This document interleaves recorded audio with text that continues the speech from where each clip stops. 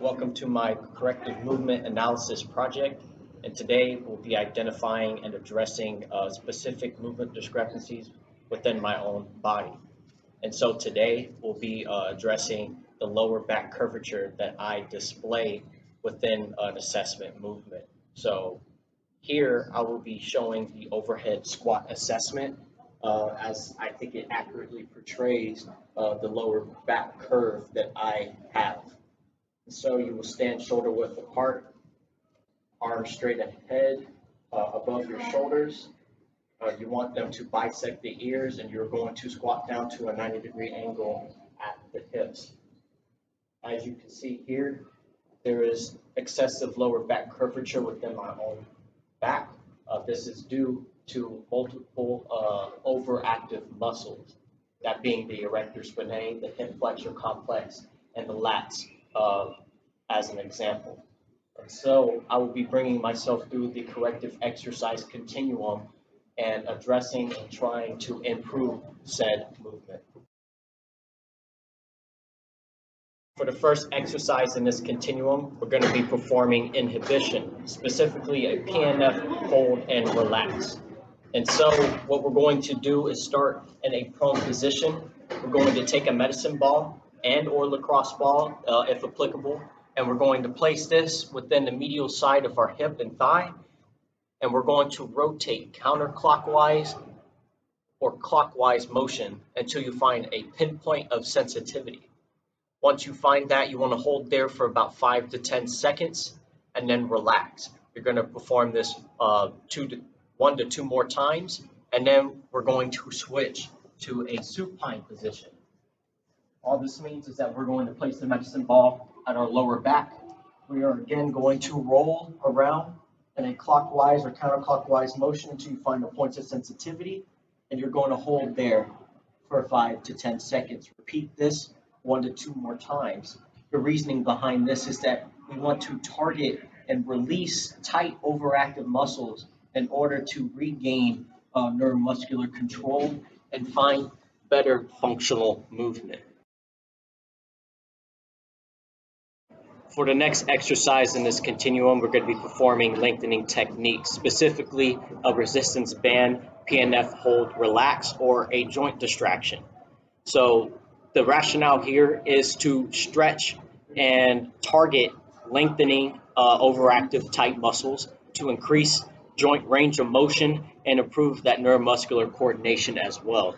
And so we're going to target the hip flexor complex, the adductors, your glutes, and a bit of the hamstrings as well during this workout. So what we're going to do here is we're going to start with a resistance band with anterior emphasis on our posterior leg. We want to sit in a lunge position, and what we're going to do here is lift the posterior leg up, and we're going to hold this resistance band for 5 to 10 seconds. Perform this movement 1 to 2 more times and relax.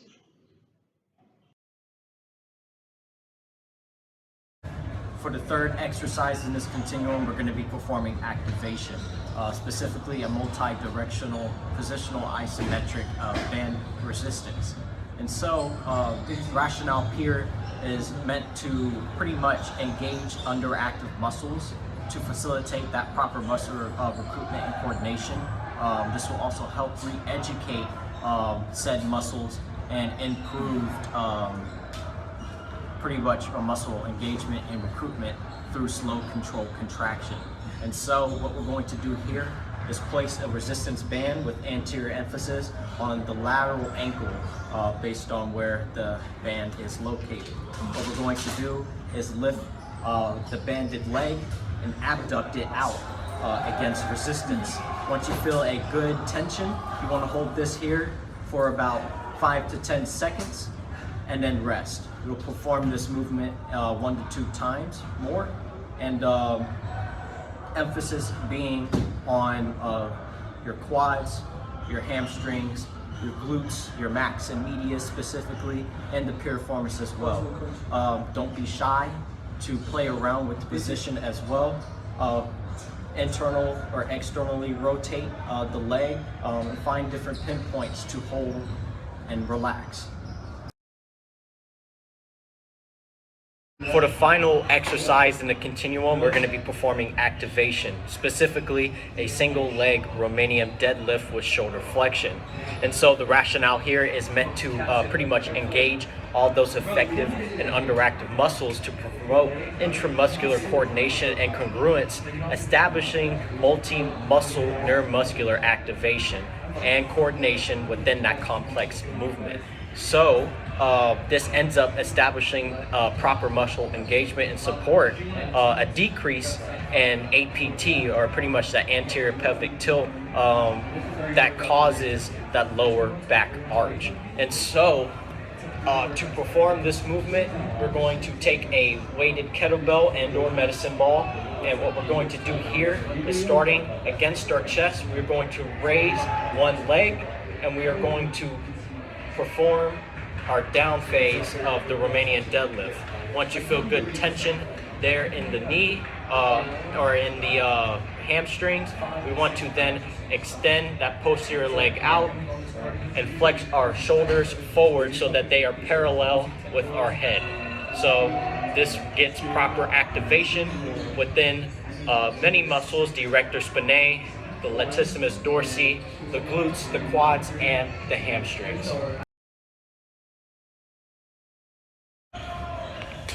So at the end of this exercise continuum, I have performed all progressive exercise movements and addressed the lower back curvature as best as I could.